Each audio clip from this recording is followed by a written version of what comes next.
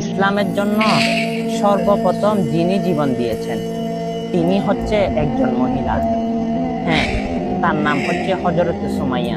আবু জাহেল একদিন সুমাইয়াকে ডেকে জিজ্ঞেস করে, হে সুমাইয়া, তুমি কি আমার ভাতিজার পক্ষে থাকবে নাকি আমি আবু জাহেলের পক্ষে থাকবে?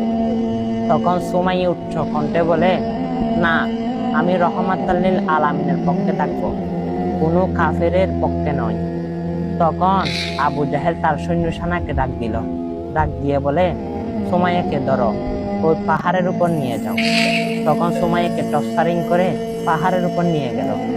তখন নির্মম ভাবে তাকে উলঙ্গ করে অত্যাচার শুরু করতে লাগলো। তখন আবু জাহেলকে বলে, হে আবু জাহেল, তুমি আমাকে মৃত্যু পর্যন্ত ঠেলে দিতে পারবে, তবু আমার ঈমান হারা করতে পারবে না।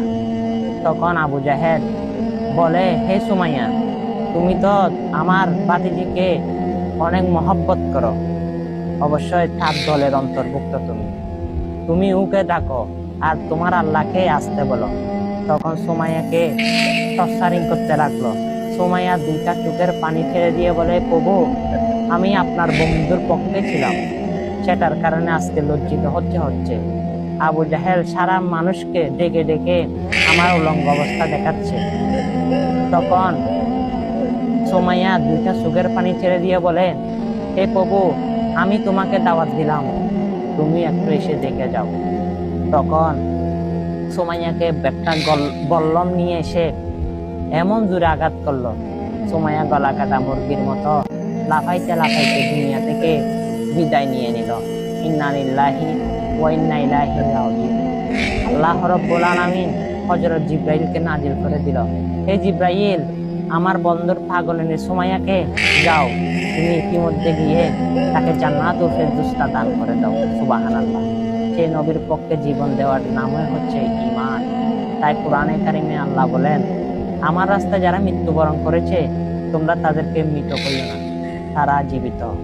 তারা দুনিয়া যেভাবে খাইতেছে আল্লাহর জান্নাতেও তারা সেভাবে খাইবে। সুবহানাল্লাহ। হ্যাঁ, বিদায়ক ঘটনা।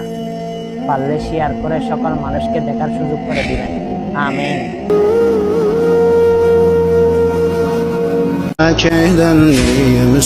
786 সেটার অর্থ কি জানেন?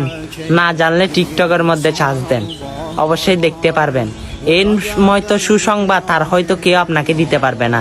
শুধু সাজ দেন আর আমার ভিডিওটা শেয়ার দিয়ে সকল মানুষকে সাজ দেওয়ার সুযোগ করে দেন, আর আপনি হয়তো খুশিতে আত্মহারা হয়ে যাবেন। শুধু সাজ দিয়েই দেখেন, ইনশাল্লাহ।